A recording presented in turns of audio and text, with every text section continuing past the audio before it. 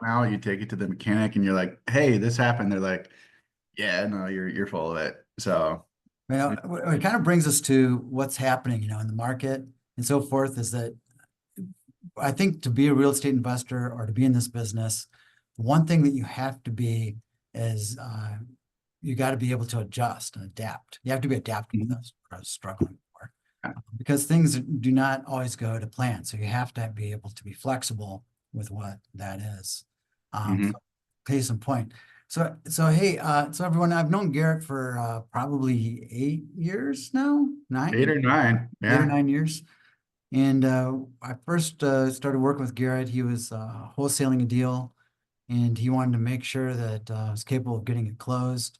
And since then, he started referring additional clients, did some business himself with us, Mhm. and has been very, very supportive of us throughout the years.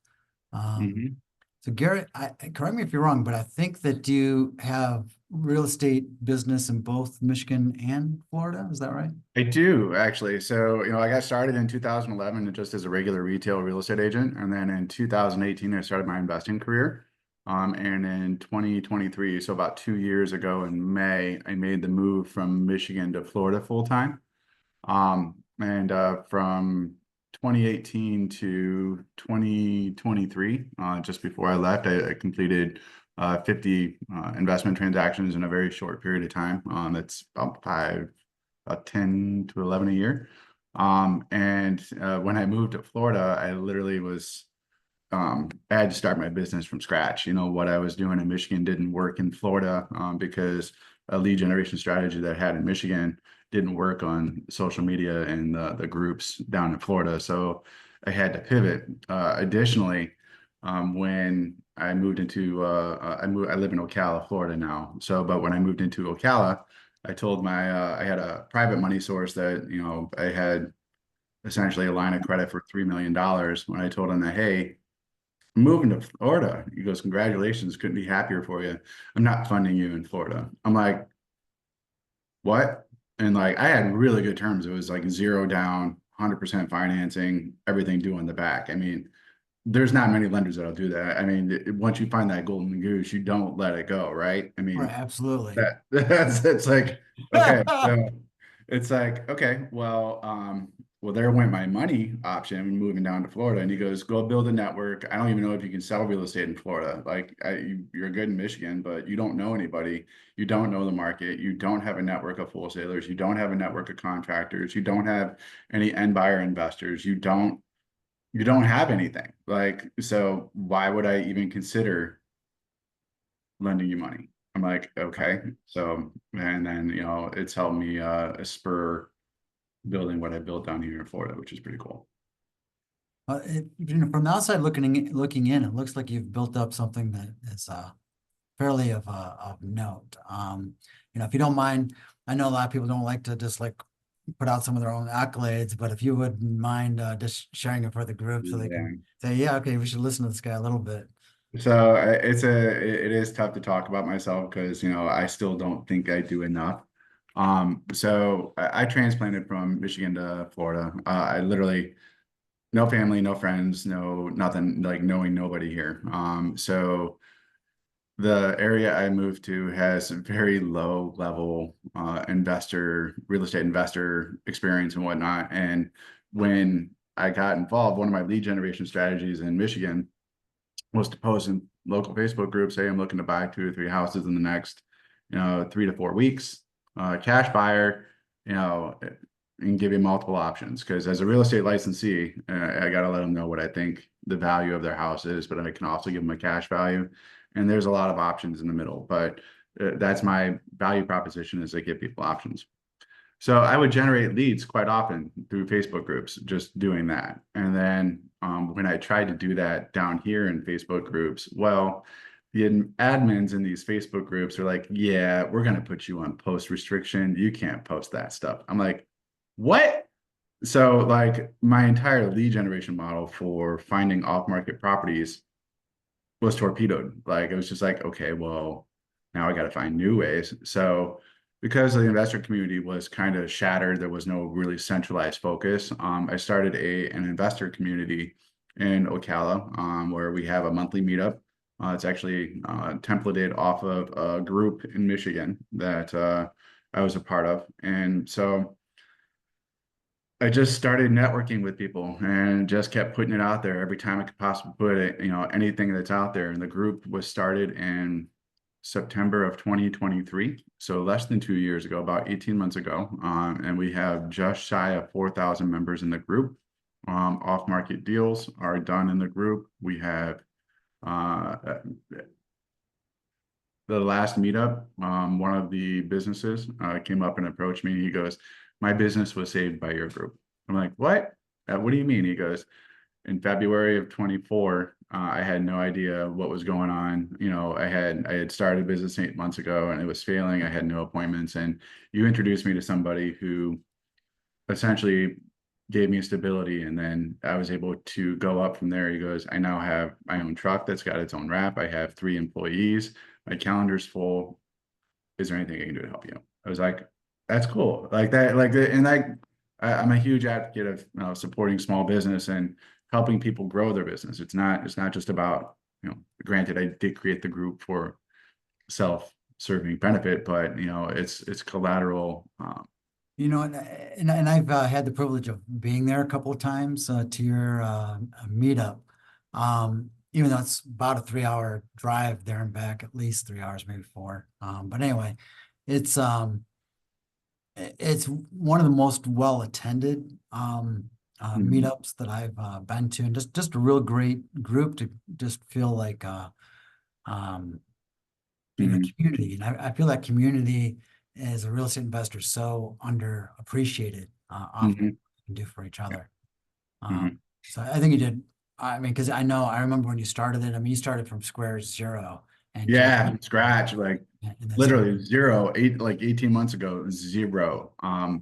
And then on top of that, last year, in the 12 months, I did 50 transactions. I did 8 off-market deals, more on the wholesale side of things, where I literally bought it and just sold it on the market. So I bought at wholesale price, sold at retail value on the market.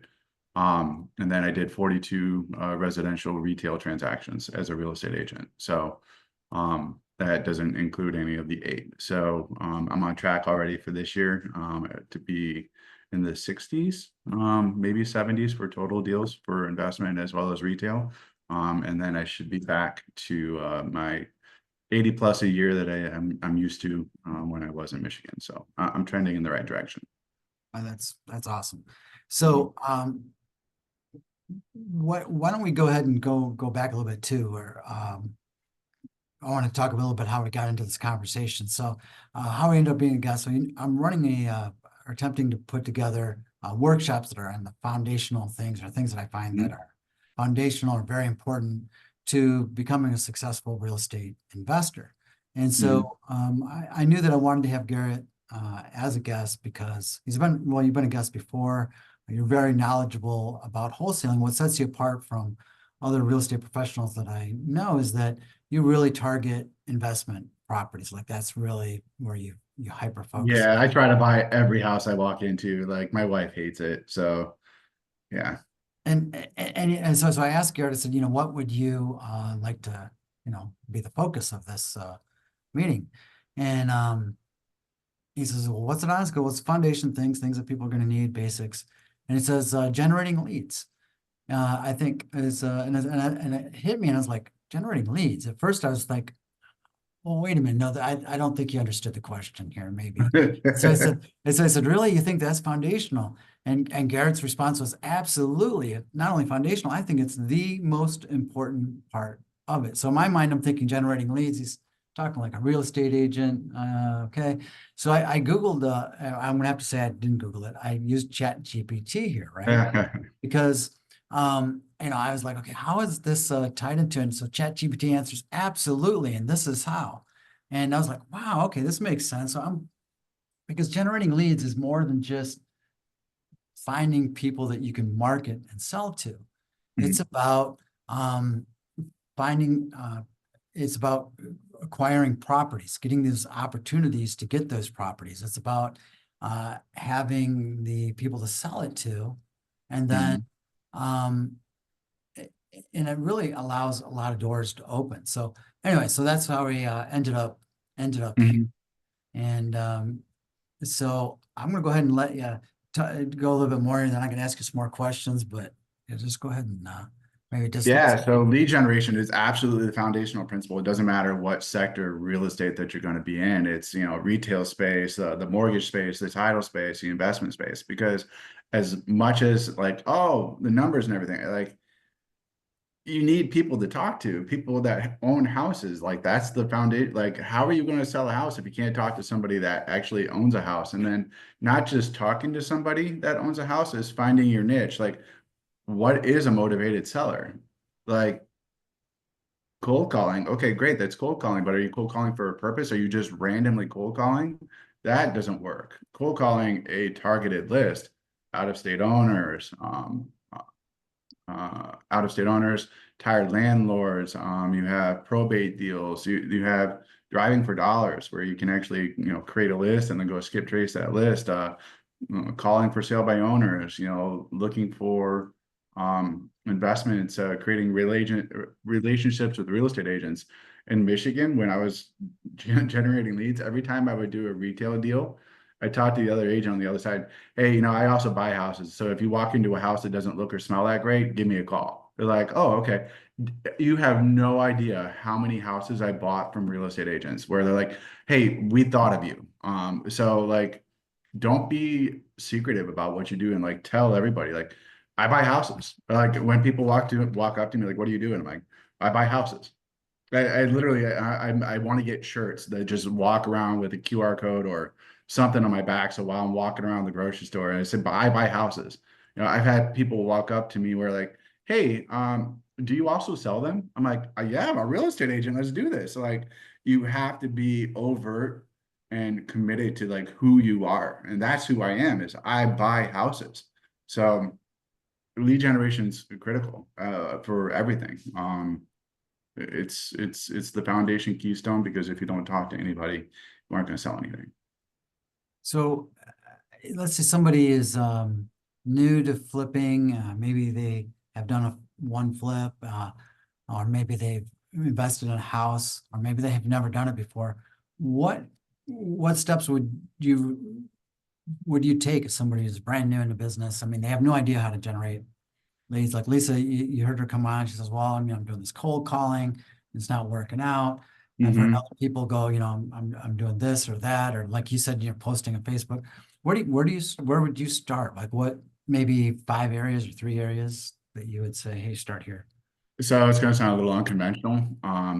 Networking events and reading is foundational. Like you go, like, investing without knowledge is like waving a knife in the dark. You might hit something. You might not like what you hit.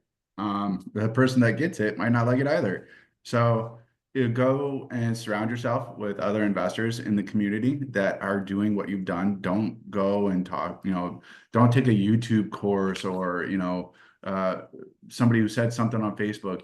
Get in front of somebody locally that's doing something, and then find the resources. There's an investor that I've coached where, they came up to me like, hey, I want to buy a house. I go, great. Like rental, primary residence, what's going on? He goes, rental. I got this going. I got this to put down. I'm like, all right, time out. Before you buy a house, you're going to read this book. Otherwise, we're not working together. And it was The BRRRR Strategy by David Green. So cool. Let's do it the right way up front. Educate yourself on the process, and now let's start figuring out how to buy. So, and then, you take it from there. So, because I don't want to just sell one house to one investor a year. I'd love to sell 10, 12, 30, or 40. Like that's where my niche is. Like I love selling houses. I really love money. It's fantastic. I love spending it. I love making it. My wife loves spending a lot of it. So, in fact, I could work part-time at Amazon driver as an Amazon driver, and I'm pretty sure they let me work from home. So, I like everything about it, and that's the fun part about investing, is that I get to work with other people and I get to watch other people make money as well. I can't buy them all as much as I want to. Yeah. I love that because, I was brought back a little bit to my roots of why I started this company, why I started these webinars. And for myself, some of you've heard my personal story, but I was really trying to say this is how I was able to get control of my life through using real estate as a means to make income. A lot of people think of it in the terms of, well, just investment purposes, and it's a great vehicle for investment because it provides long-term uh, wealth and passive income growth. But it also, like for you and I, it's a day-to-day living. And most of our clients that we cater to, it's either adding a significant portion to the income they already have, Mhm. or it's increasing. And we talked for a couple minutes just before the opportunity. Everybody is seeing so much happening today with the tariffs going on, seeing the stock market bottom out. Yep. And so do you think it's a good time to do this business? It's always going to be a good Changes time anything? in this business. I'm a huge advocate of just you make your money when you're buying, and your exit strategy may shift. So be a lot more conservative. If the world is being extremely volatile, that's the time to be a lot more conservative, because on the other side of volatility, there's you don't know what's going to happen. For example, back in 2020, in March, every single lender that I had was like, "Yep, we're not lending any money. The world's shutting down. Nothing's happening." Hindsight, I wish I bought 30 houses, because coming out of that, like I sold a house in the middle of all of that, like that was just done renovated. And I took a $20,000 loss of what I expected to. Had I held on to it for 4 more weeks, I probably would have made $30,000 more than what I expected to. There's one that I bought for that I expected to list for 225, and I sold it for 270. So like you don't the purpose of saying that is that on the other side of uh uh whatever chaos could be an incredible amount of opportunity. So we don't know where that path is going to go. You just be a lot more conservative on how you approach it, because if you're conservative, well, then you've buffered in whatever loss that you may have. So instead of buying at 70% minus cost of repairs, maybe I'm buying at 65 or 60. So, because if the numbers end up still working out, cool. I'm still in the red. I'm still in the black. I'm not in the red. I've never lost money on a house. Come close, but never lost money on a house. One of the things too is that I feel that big change also creates big opportunity. Hmm. I think that you may have remembered Patrick. I've interviewed. Yeah, yeah, Patrick. So, his story, uh, I mean, he really made his fortune in real estate, even though he's making more of a fortune now, Yeah. during because of the housing crisis. Hmm. 'Cause he had a nice amount of money already. And he said, "Oh, I know what I'm going to go do." And he went and bought 1,000 houses for like less than 1,000 a piece. Pennies on the Yeah, dollar. it was ridiculous, right? I mean, when everybody else was scrambling, he said, "Oh, I'm going to go buy all these houses," because Yeah. everybody has to pay to be somewhere. And so I Yeah. think that's really important in our psyche to remember that everybody has to pay to live somewhere. Hmm. And there's a significant imbalance still in the Yeah. market between people that own a home and people that need a place to live. Well, I mean, from 2010 to 2020, in that 10-year period, less homes were built in a 10-year period than any other decade in the United States history. So that's why it created this massive housing shortage in 16, 17, 18, 19, and what still continues today. The new construction cannot keep up with the demand, but the cost is now starting to get a little overwhelming. But that's all set aside, because I do want to make sure we do focus on lead generation for sure. So what can we do? So you mentioned going to in groups and networking. Mhm. So can you maybe either expand on that, or maybe some other steps Yeah. that someone can take to get leads? Like what's worked for you?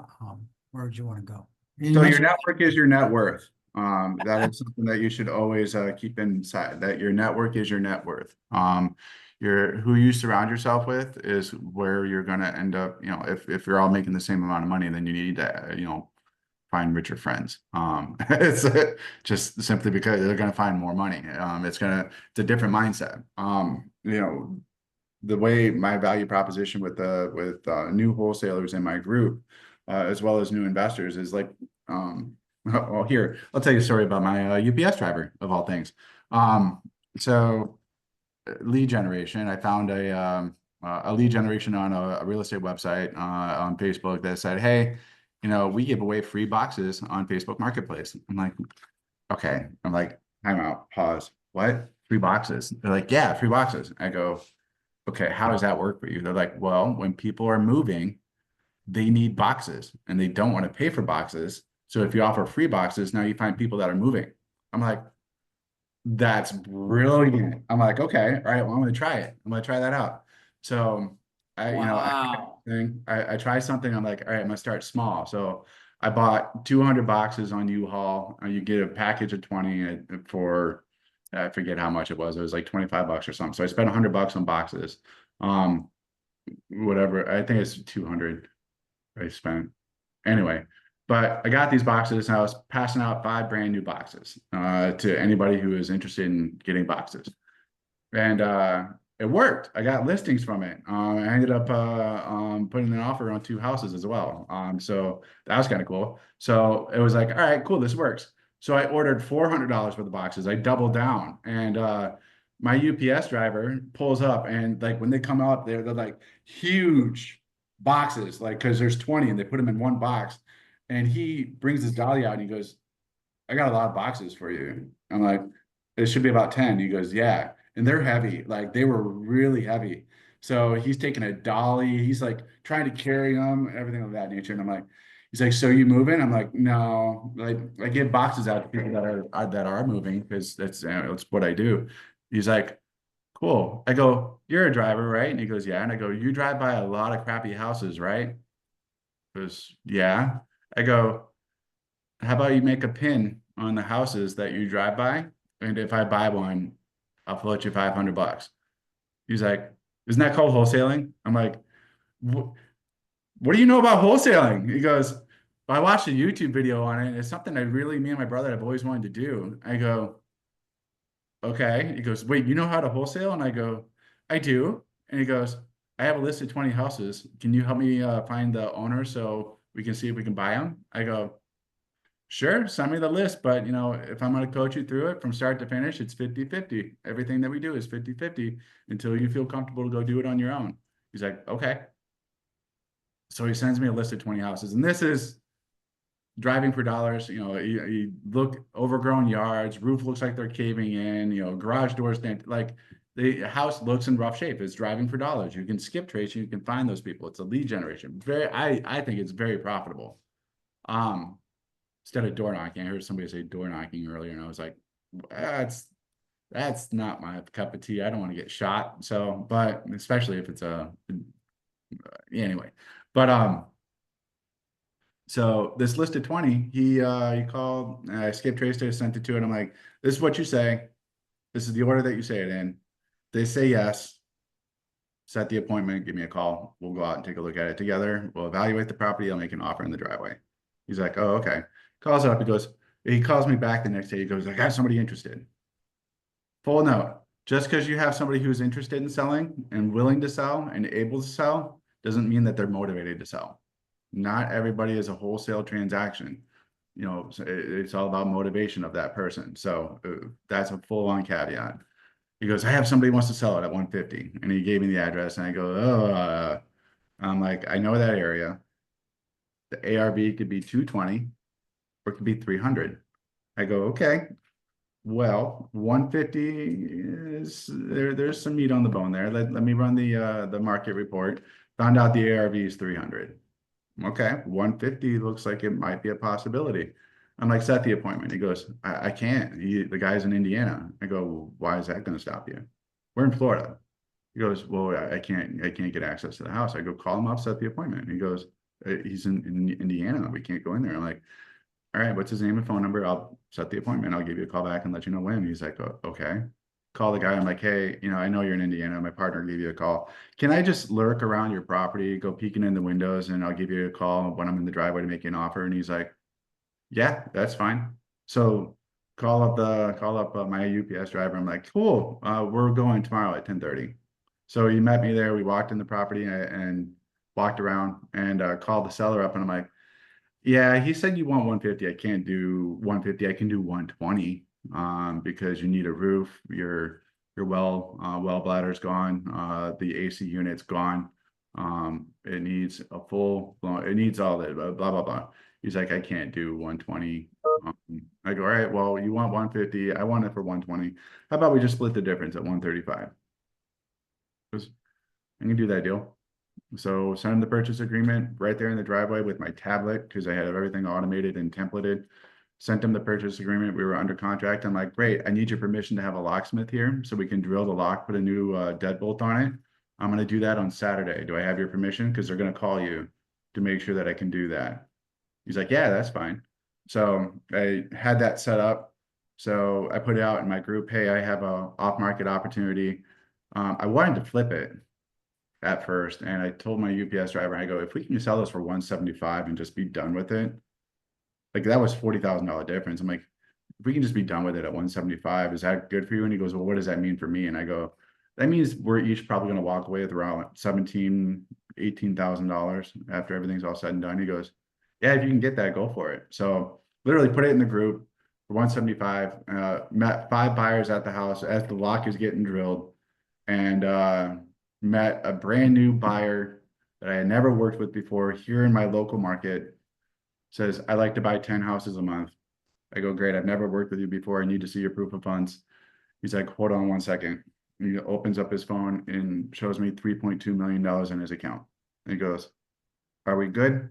I go, we're good. I'm never going to have to ask you that again. When I have a deal, I'll let you know. You'll be my first call. So I picked up a buyer just by putting it out there. That was pretty cool. So we ended up closing at 172, and me and the UPS guy, who was 23, each made 17.5. Nice. You know what? And in your conversation, you know, having an ear that hears this stuff all the time, I wanted to highlight a couple things that you said that you might not even be aware Go of for it. for those who are listening. And so it sounds to me like when you're creating these leads that mentally you've already got different possible buckets, but you're not fixed in on which way a property has to go. So it sounds like you're already looking at it, well, this might make a good one for me to wholesale to somebody else. This might make a good one for me to buy, hold, fix up, and sell. And so you have different outlets for it. Now, so one of my question is that, do you already have those buckets in mind, or are you just kind of like flexible with where it goes and let things naturally play out for you? That is a great question. So there's 2 strategies. So there's the acquisition strategy. How do you buy the property? So do you buy it outright cash, or do you buy it on terms? So, that's acquisition strategy. That's a whole different conversation on structuring a deal. Exit strategy is what you're referencing. So acquisition, disposition. So exit strategy is, what are you going to do with the property? So in my mind, my exit strategy is going to be highly dependent upon my cash position. What do I want to do with the property? Do I need quick money now? Okay, well, then I'm gonna wholesale it. I'm gonna take a small percentage. If I can get 20 to 30% of what my flip is gonna be, I'm gonna wholesale it because I have less hold time. If I don't need all of it right now, I'm gonna wholesale it, meaning I'm gonna buy it at wholesale value, and I'm gonna put it on the market and see if I can find a retail buyer. I'm not doing that with a novation. I'm not doing that. I am actually purchasing the property and putting it on the market. I'm taking the risk. I'm buying the property because the numbers are right. If I can't get a wholesale, which I'm trying to get anywhere between 55 to 65% of what my projected net would be. Can you expand on what hotel is real quick? Because I think there's some Yep. listeners that don't know what hotel So is. retail value, a house, when you go to evaluate a house, it's what I'm buying it for is not what it's worth, right? So when I walk through, I'm doing my comps on a property because as a real estate agent, I got to go in and give multiple options. So I'm comping a property. Your house as it stands is worth this today. You'd be responsible for all the commissions, closing costs, etc. if I were to sell it on the open market. My cash value is not that value. My cash value is this because it's based off of a different number, what it could be worth minus what it's going to take to get it to that value. So that's where my cash value is. So let's say a house is worth $150,000. Yeah, a live example right now, 160 is what my opinion of value is. I offered 117. That's 75% of current market value, right? So 70 to 75% of current market value. When I made the offer, I'm like, I want an inspection. He goes, I want no inspection. I go, okay, well then my offer is 95. He goes, wait, why a major difference? I go, well, because this type of house has a propensity to have these two things that are wrong with it. And I need to confirm if it has one or both. If it has both, I cannot buy it at this price. I have to renegotiate because between the two of those, it's going to cost me $15,000. I'm okay if it's just one, but if it's both, I can't buy it for this price. So you want no inspection? I got to compensate myself for it and assume that both of them need to be done. He goes, okay, you can have your inspection. Well, guess what? They both needed to be done. So renegotiated, they bought it for 105. So I put that property on the market at 160 to see what kind of activity I can get it. I can't sell it FHA or VA right now because of the 90-day flip rule. So I put it up as cash and conventional and see if I can sell it in the first 45 days. I had it drop down to 145. So I just recently just pulled it off the market. So that's my wholesale strategy. I'm trying to sell it on a retail value. When I bought it at 105, I'm trying to sell it at 145. That sounds like, oh man, you're going to make 40,000. That's great. No, I'm going to make about 18. Private money costs, resale costs, holding costs. There's a lot that gets into that. And that's where a lot of people have the thing, wholesalers, especially like, that's a $40,000 spread. No, that's a $40,000 difference. It's maybe an $18,000, $15,000 to $18,000 proceeds that I make at the end of the day. So after this 90-day period, 90 days plus one, I'm going to put it back on the market. Now the days on market counter is going to reset down to 0, and I'm going to put it as FHA and VA because now it qualifies for that. And I'm going to put it back up at 160. So if they sell for that, I have to do those repairs. If not, I'm going to keep it as a rental because I can rent it out for $1,650 a month. Well, DSCR on 105 plus my cost of money, I'm going to have maybe all in at 117. And that's probably fair with what I have to pay with my origination costs, what I owe to the private money guy. And now I have a DSCR loan of 117, a note on a property that's worth 160 that I can put a rental in for 1650. I'm going to cash flow probably about 550 to $700 depending upon what the insurance is going to look like. So that's multiple exit strategies that I'm executing on one property, right? And it's, understand, yes, absolutely. And you're making my head, my wheels spin here about all the different ways to utilize that. Do you feel that having all those exit strategies increases your opportunities for leads? Oh, 100%. So when I got into flipping, like my biggest problem, like I had a mental gap when I got into flipping, because I did my first one and I'm not a person that swings a hammer by any means. Like my shelves aren't even straight. I'm looking at them and I could put a golf ball on there and it's going to hit the floor. It's not going to work out. Me doing work is not good. My coach, my investor coach that I got to get started with, he's like, you're going to be the best investor I've ever worked with. I go, why is that? And he goes, because you don't know what you're doing. I go, asshole. He's like, look, that's a good thing because you're not going to feel compelled to jump in there to go paint a house because it'll save you $2,700. You're not going to go and lay the flooring down because you know how to do it. He goes, you're going to be very good at writing a check and knowing the numbers.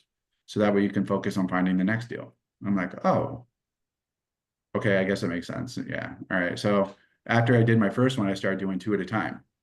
And then until 2021, I had kind of one of those breakthrough conversations where one of the investors I was, a friend, Menino, I'm pretty sure you probably know who he is. His dad sat next to me. He goes, "Why are you not buying more houses?" And I go, "Well, and, I'm comfortable with this." He goes, "Yeah, you're not going to get rich being comfortable." I was like, "Whoa." Okay.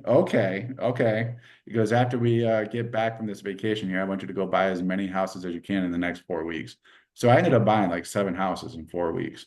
He goes, because you're not using your money. You're not doing the work yourself. Apply as much leverage as you possibly can. Because that's what it is. It's leverage, right? Um, what was I getting down to this bunny hole as I was going through everything? It started Yeah, off. happens to me all the time, so no worries on that. The So, but getting to it, having these different exit strategies, it's always going to be dependent upon your cash position. So, do I need $50,000 now? If I'm doing 10 flips a year, 20 flips a year, and if my average is $35,000 per flip, and I do 20 flips in a year, that's $700,000. Like, I don't need $700,000 to run my daily expenses, to run my life. Like, that's an excess, that's an over excess. So now when you go and evaluate a property, it's like, okay, well, do I need the money from this flip? No. If the answer is no, okay, well, now what do I want to do with it? Now you start turning it into a short-term rental or a long-term rental. You do the BRRRR strategy, you get your principal investment back, and now you're building wealth where you have equity on paper, but you're also building cash flow to exceed your monthly expenses. So, it's the rat race, right? You got to be able to build your assets to exceed your expenses. So you get to a point like, but what stopped me early on is that, well, I can't buy any more houses. I'm leveraged. I'm tapped out. I don't really want to do anything. What was I tapped out on? I wasn't using my money. It's so silly. So I would stop buying houses. So it got to a point, it's like my coach told me, he goes, look, you want to get to a point where you're buying 3 houses a month. I go, okay. He goes, at first you put 3 under contract, you wholesale 3. Okay, awesome. Quick money, you start paying bills, you're making money. You put another 3 under contract, you wholesale 2, flip 1. Do another 3. You put wholesale 1, you flip 2. Now you got 3, you flip 3. Now you flip 2, keep 1. Flip 1, keep 2. Keep 3, buy 5. Keep 3, flip 2. And keep ratcheting up. you Because know I mean, we can have an entire webinar just on the BRRRR strategy because it really is. I had never heard of the word. Actually, you're the one who told me the word BRRRR. Once you told me what it was, it's like, oh yeah, I know what that. I do that all the time. I just didn't know the word. But it's really one of the most unique things about real estate is that Mhm, using a method like that is you actually have somebody else paying on your asset. mhm, You know, and over here we hopefully, I mean, over here in the United States, most people are able to actually even get cash flow or at least make the payment. I've mhm, actually had some people that are members of our group coming from other countries where interest rates are not as favorable, and you are not able to do that, but they still regard it as a good move to buy real estate, even though it mhm, might take 10 years before that's actually even just covering the payment, mhm, because at least they're assisting with the payment of that asset, which is something that's sort of mhm. just very unique about real estate. So, Yeah. okay, so on back to generating leads though. So you talked Mhm, about that, really you think networking, walking around telling people, everyone you meet, hey, I buy yeah. houses, letting everybody know. It's so kind of like advertising yourself. Mhm. Um, what else can they do besides, in Driving for addition to dollars. more driving Uh, for dollars? What is Driving for dollars has a high return on investment but using the right tools as well. Prop stream, deal machine. There's plenty of tools out there that as you drive by the house, you can literally tap on the house and it'll save it to a list. So when you're done driving, you can go skip trace that list. And the script is, uh, it's ring ring. It's hello, hi, my name is Garrett Hupp, and I'm looking to get in touch with John. Hey, John, how you doing today? Good. Well, the purpose of my call, I was actually driving through the neighborhood and I saw your house at 123 Main Street, and I noticed there's some deferred maintenance going on the outside. I was curious if you might be open to, entertaining a cash offer. Yeah. Well, what's your cash offer? Well, excellent question. I'd have to, get some additional information, but when would be a good time to come out and take a look at it and more or less assess it? They're going to give you a time, a yes or no. So that's really all you're trying to get to is a yes or no, or no. You're going to get, oh, F off. We're not thinking about selling. And what do you mean you drove by my house? Like, You're going to get a lot of different responses. You're going to get no. So some will, some won't. So what? Next. But it's a very simple script. You just, hi, I'm local to the area. I drove by your house. So I was curious if you might be interested in selling. Very quick, very easy. You can do the same thing with door knocking. You can do pre-foreclosures. You can go to your local township or authority, and you can go and you can say, I'd like a list of all the code enforcement liens. Guess what? Where I'm at, it's $250 a day. If you don't, for each day that you don't remediate the problem, it's $250 a day. So, That adds up. when in the, so you run a pretty big group, yourself, I mean, you found, kind of. So let's say you're going to some of these real estate investment groups. Is there certain types of individuals that you would, maybe want to seek out that maybe would be better at providing, Yeah, you can connect with wholesalers where they're going to go through and they're going to identify properties. The challenge that I usually have with wholesalers is most of them don't know what they're doing. They don't know how to evaluate a property on the active repaired value, and they don't know how to assess the total cost of repairs. I had one kick over to me. He's like, "Oh, ARV is 250, asking 175. There's a $75,000 spread there for you." I'm like, "No," and he goes, "Uh-huh." I go, "I'm looking at the math. That math is not math into 75. It's math into about 12." He goes, "No, no, no, you're wrong. It's 75 to." So arguing with him, like, "Look, my max offer is going to be 135." He's like, "Oh, dude, you're just trying to be rich off of your property." And it's like, how about you go flip one first? And then you can tell me about it. Because right now, your numbers are saying $15,000, and I see it needs a roof. If it needs a roof, it probably needs drywall. And if it needs drywall, it needs paint. So, sorry, but no, I can't. Right. Well, all right. Okay. So, we're about 15 minutes before our hour's up. So I thought maybe you could possibly turn it over to see if anyone else has some other questions. Also, you mentioned some kind of trick. Rick, yeah, yeah, You yeah. mentioned So something you want to here, show us. I have a card here. I'm gonna do this with you before we get into some Q and Well, A's. should we grab another volunteer? Should it be me? No, no, no. I mean, how about Stephanie? Like, because All right. Here, nobody I'm gonna knows. let somebody else do it with Lisa, you. That way, because because I've Lisa, been you talking a jumped lot. on. You weren't a part of that. We'll have Lisa be the guinea pig here. All right. So, Okay. Lisa, I have a Yeah. card here. You know what card this is. Okay. So now in a deck of cards, there's 52 cards, right? Okay.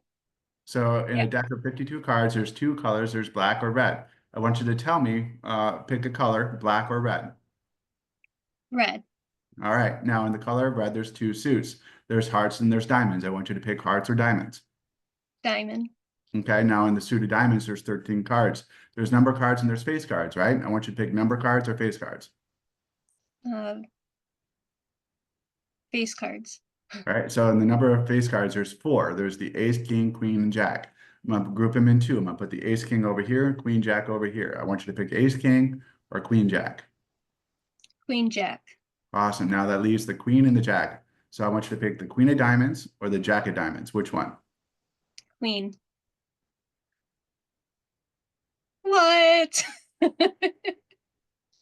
No way. Okay. That's awesome. How about Sarah? Sarah. Hey. So now see if you guys can pick up on it this time. We didn't really pick up on it. That's one of the first times that Lisa did that. Anyway, so Sarah, I have a card here. You know the card. It's not the queen of diamonds.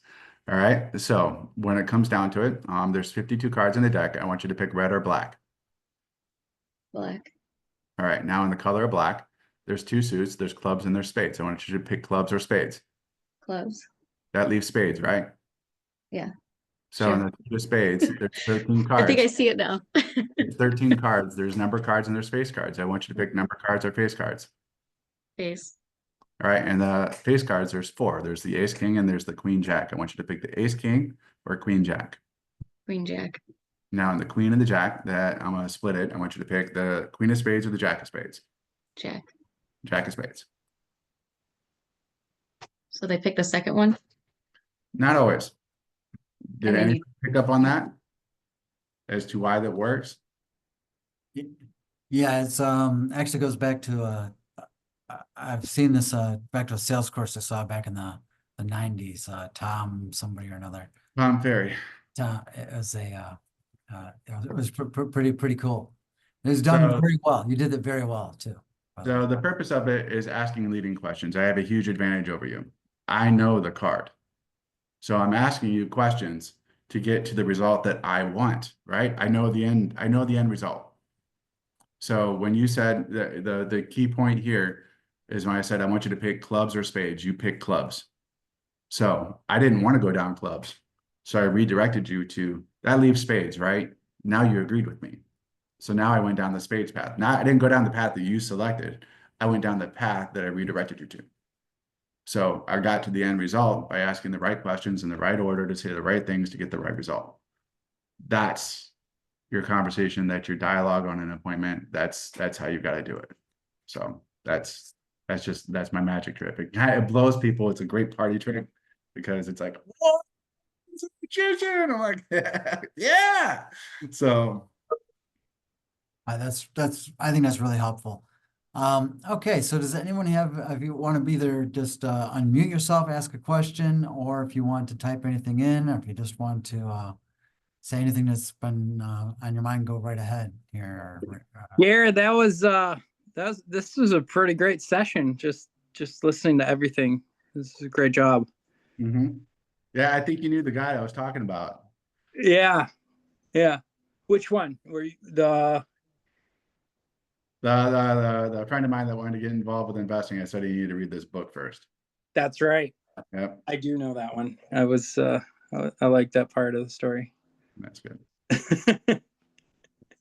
Any other questions? Lisa or Michael or David?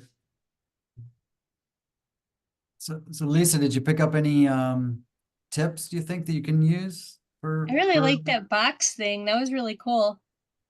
Mhm. Do you have a limit for how many that you give out? You know, when people show up for free boxes? 5. I usually will 5, but here's the other thing. My wife orders a lot of stuff from Amazon and Chewy, so I just save the boxes in my garage and let them accumulate.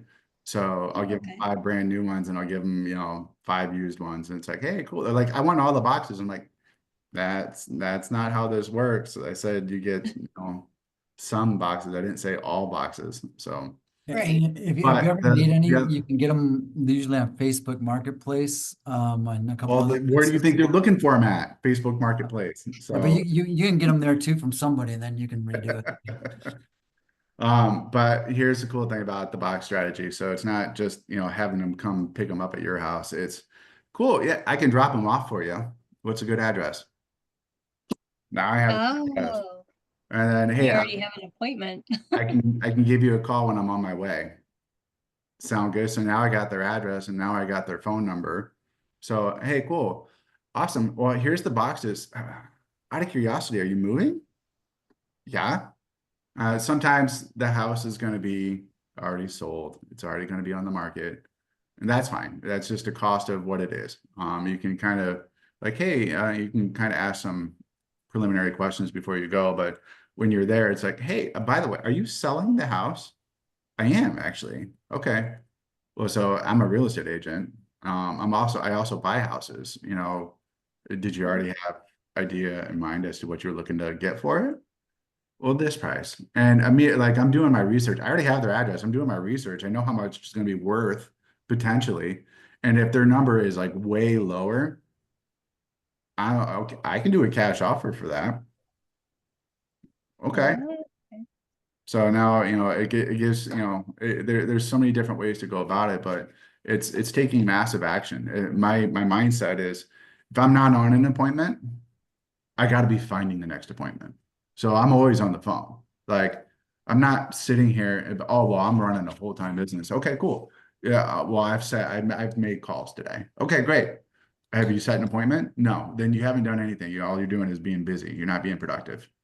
Like make more calls. You're not, nobody I deal with is taking out anywhere near the amount of action that they need to achieve the goals that they want. the pain is either not great enough or the goal, the end result, your dream is not big enough. One of them has to go. You have to be running from something or running to something, because everything else in the middle is just comfort. So you have to have a huge pain point as to why you do this, or you have to have a big carrot on the end of the stick as to why you do this. Because as you get going, you're going to get comfortable, and you have to constantly remind yourself why you're doing it. Because if you don't, you're just going to fall right back into that 9 to 5.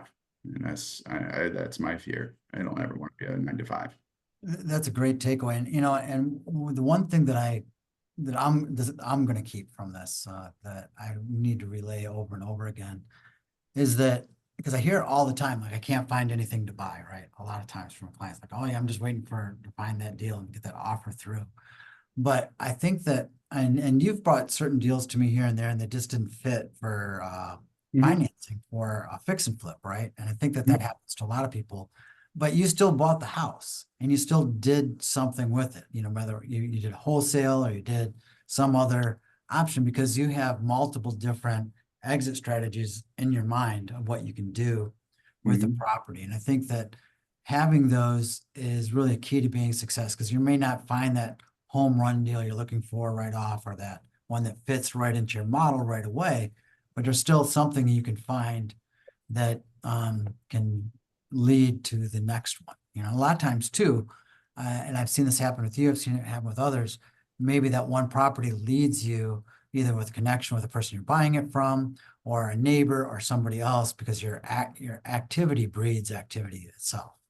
Yeah, action is always going to breed results. And I preach this to agents on the lead generation side of it. I'm like, you just need to do this. So like, but I don't get anything from it. I go, yeah, doesn't mean that it doesn't work. It's just, it hasn't worked for you yet. You just got to keep doing it. So when I approach a lead generation strategy, I'm not giving up after 2 weeks. I'm not giving up after a month. I'm going to try it for 6 months, because we're in a pipeline industry.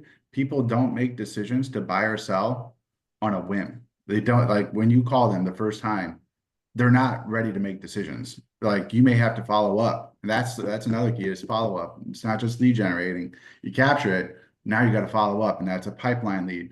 2 years of consistent activity, and you'll never have to work again. Consistent, like nonstop. Like, you can't stop 3 months in and be like, oh, well, none of this is working. And then stop, because all of a sudden you're going to, like, in month 5 or 6, people are going to be like, hey, are you still buying houses? Yeah, I am, actually. We're ready now. Oh, yeah. Great. When's a good time to come out and take a look at it? But like, that was a product of your actions and your activity in the 3 months, and you stopped. So people would do this constant real estate roller coaster where high highs and low lows and high highs and low lows. And it's fun being up here, you're eating steak, going out. But when you're down here, it's like, okay, can we do McDonald's? Like, it's feast or famine. So if you're not consistent, that's going to be a very volatile ride, and I don't like being on that ride. So consistency. If I'm not on an appointment, I got to find the next one. Do you manage a sales team now? I don't actually. I used to have one, and I can't, because it's what was happening is it was taking me out of production. I was trying to coach people to do things that they didn't want to do themselves, and I was paying for the leads for them to call, which they weren't calling or following my coaching. And then because I was putting so much time trying to coach and train them, that it was taking away and detracting from my dollar productive activities. So I didn't just lose money, I didn't make any money. And that sucked. The reason why I asked is because what you stated, I've seen happen time and again. Like, I've managed any number of originators, and where they will put in the effort and they'll put in the hours, but then they aren't there to answer the call when it finally comes in. You know, like, you can't control when it's going to come in. You can put your effort in, but it takes root like a plant when it decides to sprout. You know, you can't really control it, and so you got to be there to catch it. And I've seen that too, or I feel like if you put in the time, yep, it rewards you. It just, sometimes it might take a few months or whatever, but I agree with you 100%. You put in that consistent effort day after day. And if you did that for 2 years, yeah, you're right. You may not ever have to work again. Mhm. I mean, it's like pushing a train, right? It's a great analogy. Is that pushing a train? It's so feels like you're doing nothing because it has zero momentum, and the amount of energy and effort that it's going to take to get it started is tremendous, and it hurts, and it doesn't feel like it's working, but you make slow progressions of progress.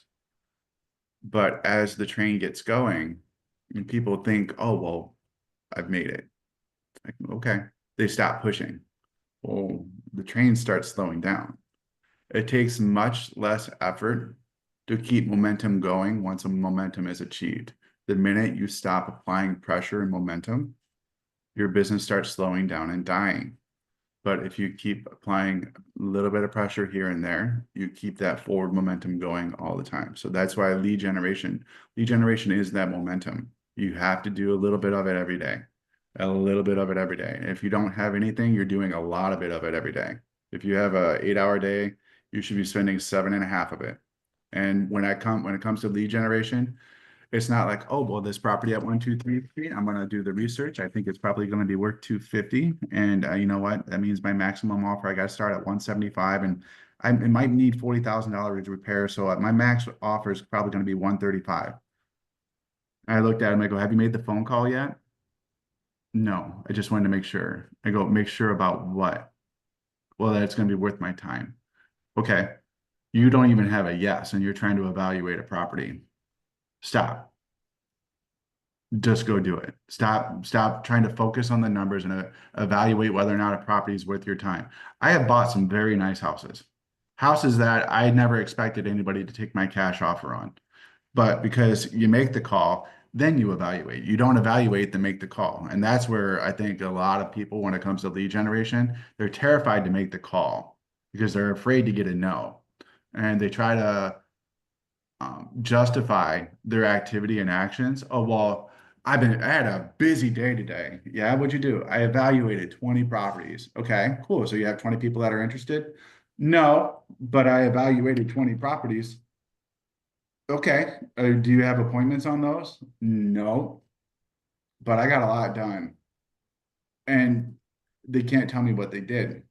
Like, you know exactly what you're chuckling and say you're No. not, you're like, You know, and the thing is, Joe, I don't want to say that 2 years you won't have to work anymore. What I meant is 2 years you won't have to prospect as hard because we'll be coming to you because you've built that up.